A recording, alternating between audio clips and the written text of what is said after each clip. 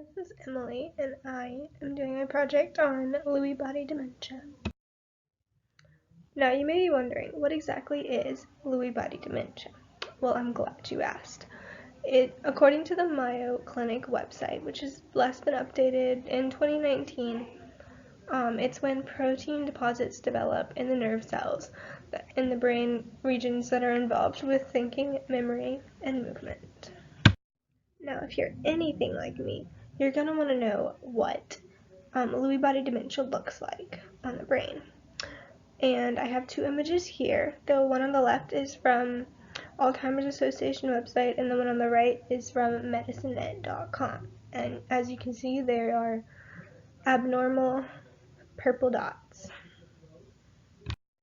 Now, when I was researching for this project, different sources were going back and forth, claiming that Lewy body dementia is the second or the third most common type of dementia. I'm going to go with the statistic used in class, which is that Lewy body dementia is the third most common form of dementia, following Alzheimer's and vascular respectively. According to the page on the Lewy body dementia association website, the prevalence of Lewy body dementia is estimated around 1.3 million Americans. The incidence is hard to determine, as Lewy body dementia is widely accepted to be highly underdiagnosed and happens to be the most frequently misdiagnosed form of dementia. This is an easy guide for the progression of Lewy body dementia from the article HERNA 2019 on the website verywellhealth.com. As you can see on this picture, some of the things you'll experience in the early stages will start out with delusions and restlessness and some movement difficulties. Now that doesn't sound too bad, right? Well, it's only going to get worse from there, since it's a progressive degenerative disease. So some things you'll see in the middle stages are some increased motor impairment from the early stage, which will increase the difficulty of speech, since speech is a motor function. Another thing is the delusions from the early stage will turn into paranoia in the middle stage, and then a general significant increase of confusion from all of those previous listed symptoms. And then into the later stage, you get even more motor impairment, to the point of possibly even being bedridden.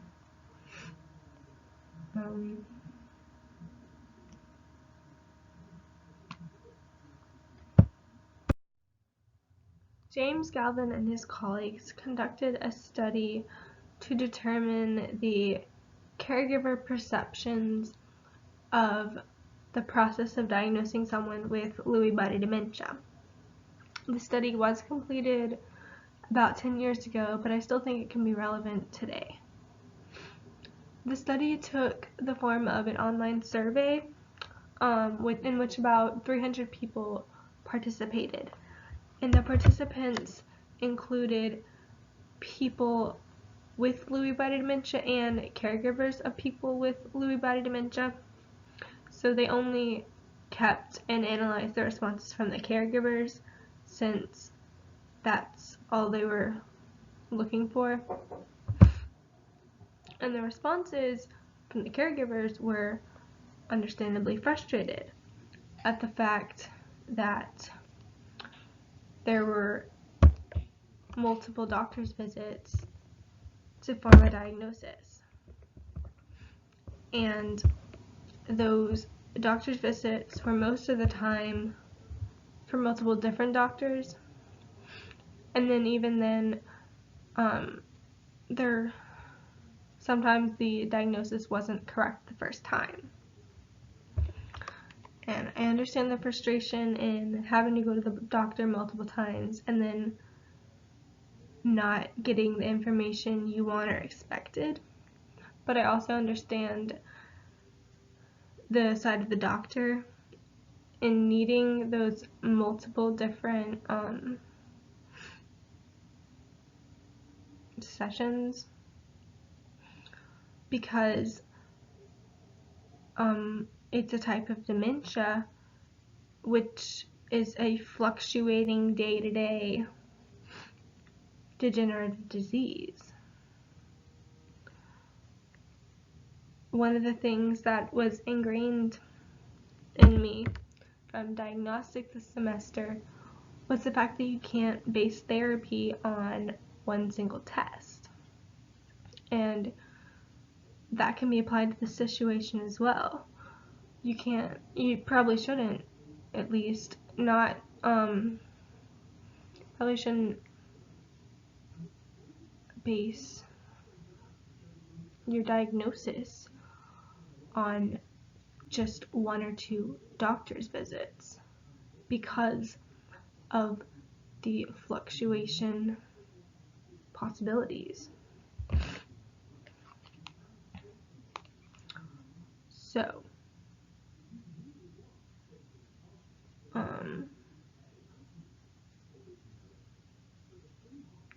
I know it'd be frustrating to me to find that I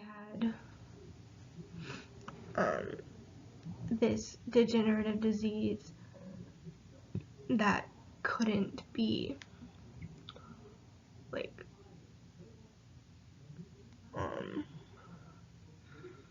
proven until I was dead.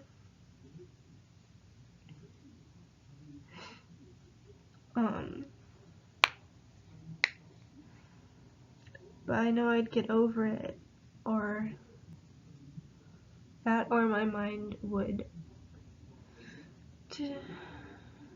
degenerate too far to care.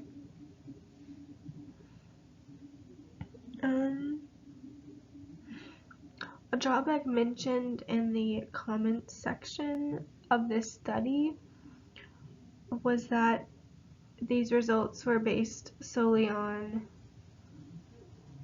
the caregivers.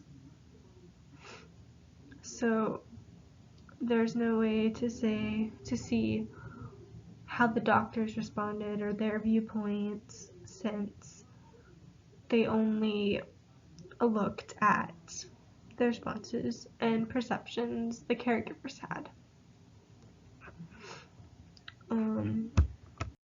Kurt Jellinger, in his article, serves to differentiate between Parkinson's disease dementia and Lewy body dementia.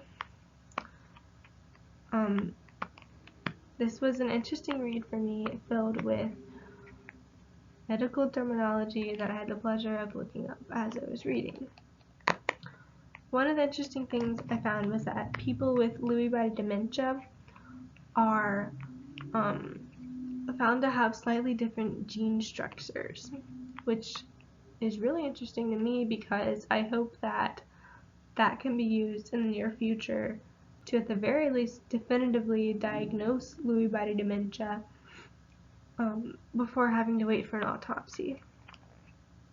Another interesting thing I found was that those genes are also present in other types of dementia, which now in my brain makes sense why a lot of other types of dementia have common symptoms present also in Lewy body dementia. And that makes sense on why it's so hard to differentiate and correctly diagnose Lewy body dementia, since they all share the same genes, some of them. And another thing I found interesting was that Lewy body dementia is the only type of dementia that has visual hallucinations as a symptom, and it was found in the study that the decreased amount of gray matter in the left precuneus and inferior temporal lobe association areas, those both correlate with the visual hallucinations found only in the people with Lewy body dementia. Another interesting thing I found was that transcranial sonographic hyperechogenicity was reported to be more common in Lewy body dementia than in Parkinson's disease dementia. And then hyperechogenicity is one of the terms that I had the pleasure of looking up. And that just means the ability to have an echo in the brain. And that bouncing around in the skull is much more common with Lewy body dementia, as I said before. And in addition to that, every single Lewy body dementia patient was found to have substantia nigra hyperechogenicity. So there was a lot of echoing in the substantia nigra. Zahirovic and colleagues conducted a study in 2016 to determine the presence of Lewy body dementia in all nursing homes in Malmö, Sweden. The nursing staff were questioned on whether they noticed residents displaying traits associated with Lewy body dementia. Now, the most prevalent symptoms they found were fluctuating cognition and visual hallucinations. This study is a practical look into how closely related symptoms are of different types of dementia. The study found 16% of the participants presented with at least 2 common symptoms of Lewy body dementia. When you add Parkinson's disease dementia symptoms to that, it increases to 20%. Now, 19% had a formal diagnosis of Lewy body dementia. So, the conclusion made in this article is that it indicated the importance of correctly diagnosing Lewy body dementia, as the percentage was closer to people with Lewy body dementia and Parkinson's disease dementia than just Lewy body dementia alone. This article was a plea for diagnosing clinicians to make sure they know what they're doing, as the participants in this study were from nursing homes and shouldn't be bothered unless absolutely necessary. I found a couple websites if you're interested and want to learn more about Lewy body dementia. Now, the first link is to the Lewy body dementia association website. I did use a web page of this earlier in this presentation, but that website has a lot of amazing resources, including general information, ways to get support, and to get connected with people with Lewy body dementia or just caregivers of people with Lewy body dementia. It also has ways to volunteer and donate to the cause. They also post events and short stories people made or just personal stories about people with Lewy body dementia. This second link is a lot similar. It has some of the same information. It's called the National Institute on Aging. Here's my works cited page. I hope you enjoyed my presentation. Goodbye.